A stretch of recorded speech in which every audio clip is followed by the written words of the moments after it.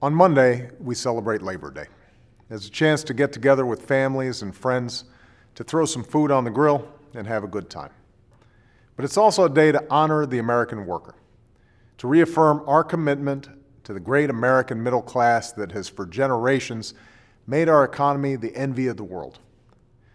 That's especially important now. I don't have to tell you that this is a very tough time for our country. Millions of our neighbors have been swept up in the worst recession in our lifetimes. And long before this recession hit, the middle class had been taking some hard shots. Long before this recession, the values of hard work and responsibility that built this country had been given short shrift.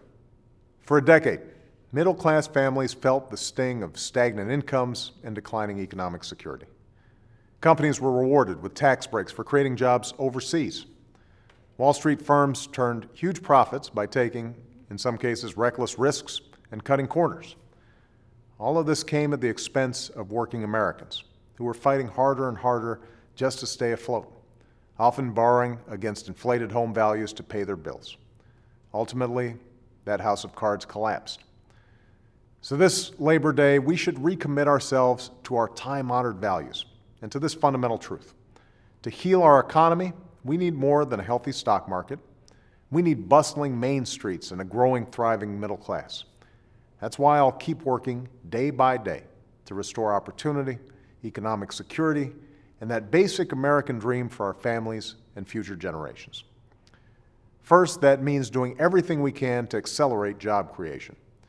The steps we've taken to date have stopped the bleeding.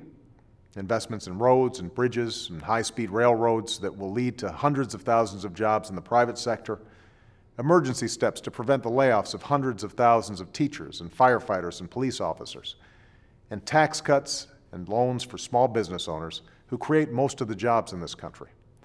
We also ended a tax loophole that encouraged companies to create jobs overseas.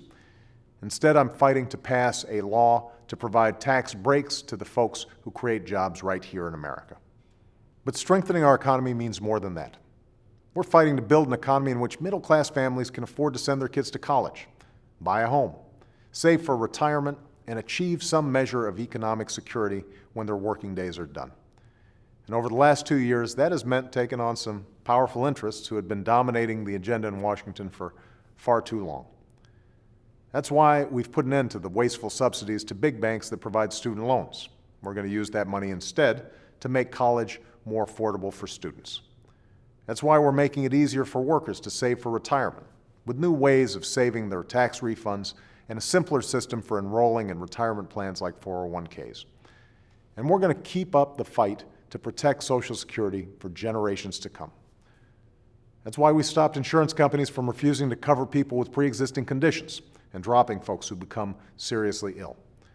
And that's why we cut taxes for 95% of working families and passed a law to help make sure women earn equal pay for equal work in the United States of America. This Labor Day, we are reminded that we didn't become the most prosperous country in the world by rewarding greed and recklessness. We did it by rewarding hard work and responsibility. We did it by recognizing that we rise or fall together as one nation, one people, all of us vested in one another. That's how we've succeeded in the past. And that is how we will not only rebuild this economy, but rebuild it stronger than ever before. Thank you, and I hope you have a great Labor Day weekend.